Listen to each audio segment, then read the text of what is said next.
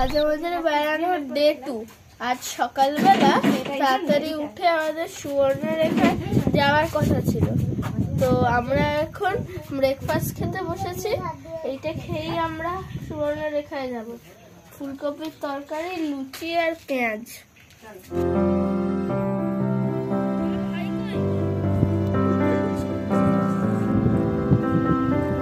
এখন আমরা আছি দুলুং নদীতে।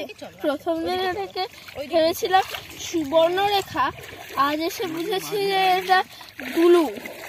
কালকের চেয়ে জল এখন খুবই কম, সব চড়া ফড়া উঠে গেছে। আর এইখানে মাটির নিচে পুরো সব পাথর দেখা যাচ্ছে, এতই পরিষ্কার এই জায়গাটা। আর ওই যে দূরে ওয়াচ টাওয়ারটা, যেটা থেকে আমরা এই দুলুং নদীটাকে দেখেছিলাম। এইদিকে জল খুবই কম। আমি এখানে লাস্টে মার্বেল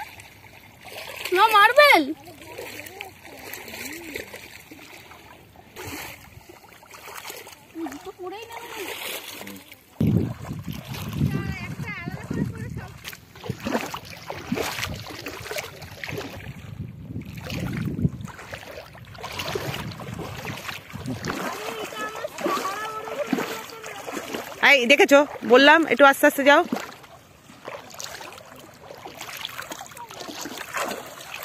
আস্তে আস্তে চলো, কেন এত দৌড়াচ্ছ? এখানে মাটির নিচে মাটির বাড়ির চেয়েও বেশি শামুক, ঝিনুক, কত কিছু পাওয়া যাচ্ছে। যেমন এই একটা পেলাম, পকেট ভর্তি হয়ে প্রায় ছিঁড়ে এসেছে। কি পেলি দেখা? দেখাচ্ছি, খুবই সূক্ষ্ম সূক্ষ্ম ছোট ছোট ছোট ছোট। পকেটে ঢুকে নে, দুটো পকেট মিলিয়ে ঢোকা, তাহলে একটা পকেট ভারী হবে না। এমন মজা করছিস বল একটু? খুব ভালো মজা করছি, দারুণ যায় নদীটা, পুরো শামুক ঝিনুক বলতে না বলতেই।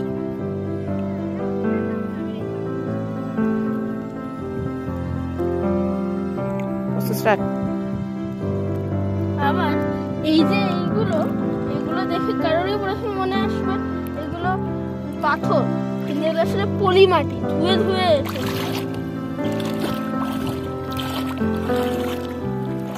মধ্যে যেমন এইছে।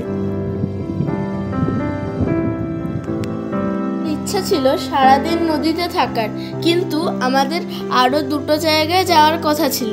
তাই জন্য আমরা তাড়াতাড়ি নদী থেকে উঠে রুমে গিয়ে চান টান করে নিলাম। আমরা ব্রেকফাস্ট এখানে করলেও আমরা লাঞ্চটা বাইরেই করব। আমরা এখন রাস্তায় একটা জায়গায় খেতে দাঁড়িয়েছি। এই জায়গাটার নাম হলো প্রীতম হোটেল। সাইডে আরো অনেকগুলো রেস্টুরেন্ট আছে। লাঞ্চটা খুব সুন্দর, টেস্টটাও অসাধারণ। ভাত, উচ্ছে, শাক, কুমড়োর তরকারি, আলুর একটা তরকারি, মাছের ঝোল। এবার আমরা তপোবনের রামেশ্বর মন্দিরে যাব। এখন আমরা যাচ্ছি তপোবনে যাওয়ার পথে মাঝখানে পড়েছে সুবর্ণরেখা। এই সুবর্ণরেখা দুলুঙের চেয়ে অনেক চওড়া, আর চড়াও কম, বিশেষত এই দিকটা গভীরও আছে। হ্যাঁ, দুলুঙের চেয়ে অনেক বেশি গভীর। এই দিকটাতেও গভীর, পুরোটাই গভীর। তো বেশ আছে, প্রচুর পানি, সব বালি তুলে নিয়ে চলে যাচ্ছে রে।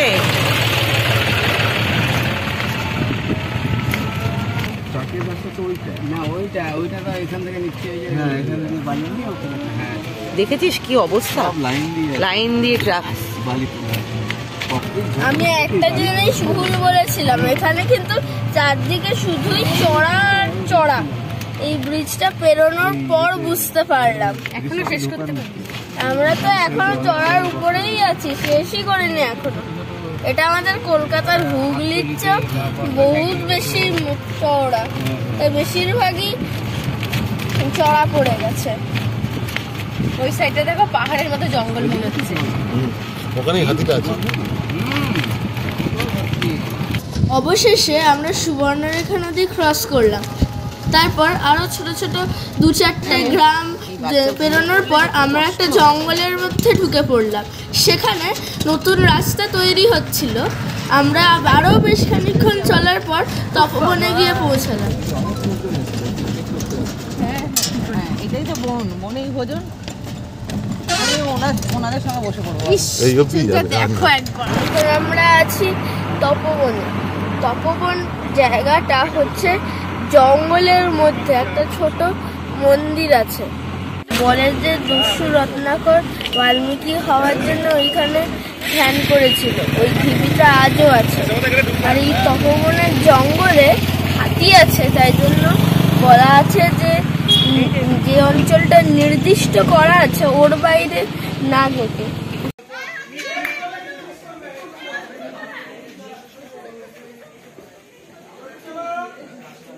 আর পিছনে এটা হলো অশ্বমেধ যজ্ঞের ঘোড়া, আর ওইদিকে আছে লবকুশ।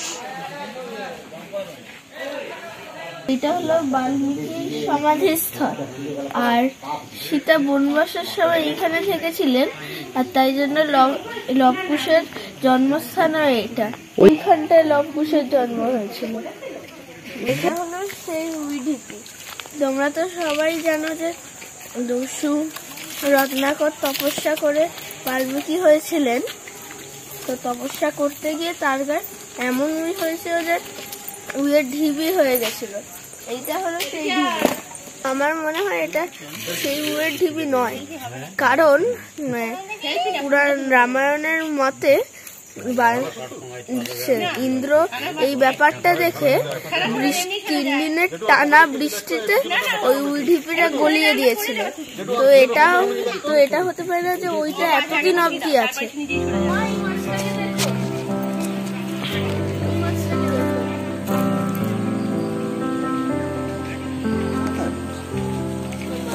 এখানে জঙ্গল সামনে একটা ছোট ঝর্ণা আছে, যেটা গিয়ে ওই দিকের বড় ঝর্ণাটার সাথে মিলেছে।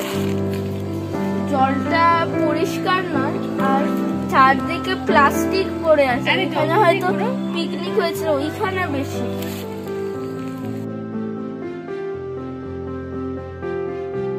আমরা এখান থেকে রামেশ্বর মন্দিরের দিকে যাচ্ছি। আমার কিন্তু এই তপবনের চেয়ে জঙ্গলটাই বেশি ভালো লেগেছে। এখন প্রায় বিকেল হয়ে এসেছে, আমরা এখন বেরোচ্ছি, দেখি রামেশ্বর মন্দিরটা কেমন। আমরা এখন যে মন্দিরটার কথা বললাম ওই মন্দিরটার সামনে আছি। এখন মন্দিরের সামনে সানসেট হচ্ছে। ওই যে সে বড় মন্দির নয়, ছোট মন্দির। কি নাম? এটার নাম হচ্ছে রামেশ্বর মন্দির। আর যেরকম বলেছিলাম চারদিকে এরকম পিলার দেয়া, হয়তো এইখানে কিছু একটা ছিল। পুরো সাদা পাথর দিয়ে এইটা ভেঙে গেছে, ওইটা আবার বানানো হচ্ছে। এইটার গর্ভগৃহটা গেছে।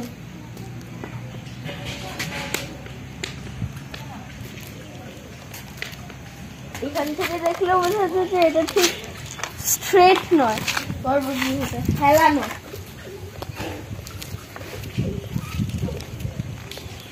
এই যে সব পিলার ভেঙে পড়ে গেছে।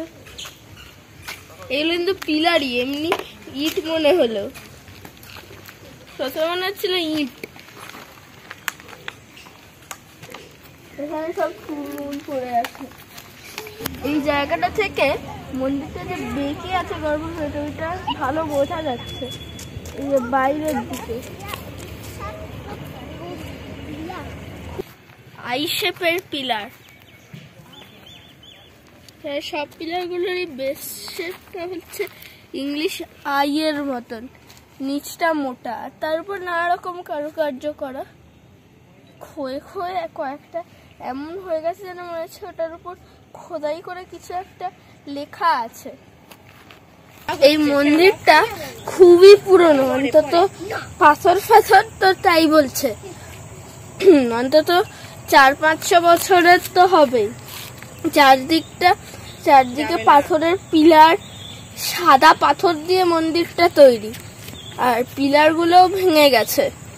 গর্ভগৃহটা আবার বাঁকানো, একটা বাঁশ দিয়ে সাপোর্ট দেওয়া আছে, ক্র্যাক ধরে গেছে, অনেক পুরনো আমরা এখন মনে হয় তা। আর এইখানে একটা পুকুর আছে, পুকুর ভর্তি মাছ, সব সময় এত ঘাই দিচ্ছে।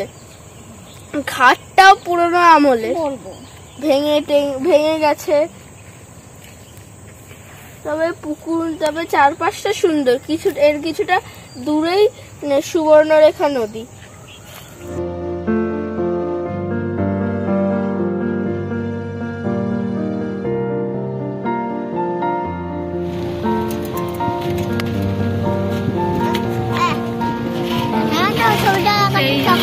ওটা সোলার প্রজেক্ট। হ্যাঁ তাই বলো, কিছু তো একটা বটে, নাহলে এরকম সুন্দর। আমরা ওই ব্রিজটা পেরিয়ে চলে এসেছি রোহিণীতে। আর এইটা হচ্ছে রোহিণী বাজার। বাজারটা মনে হয় না বেশি বড়। আমরা নিউ গোপাল মিষ্টান্ন ভান্ডার বলে একটা দোকানে মিষ্টি খেতে জানিয়েছি। আমি খেলাম ভেজিটেবল চপ, ল্যাংচা আর রাজভোগ। খুব ভালো খেতে, অসাধারণ খেতে। এখানকার স্পেশাল হলো ছানার পায়েস। ওটা অবশ্য টেস্ট করিনি, কারণ অনেক কিছু খাওয়া হয়ে গেছে। এরপর সোজা বাড়ি গিয়ে মাজা খাবো। আমরা রামেশ্বর মন্দির থেকে ফিরে এসেছি।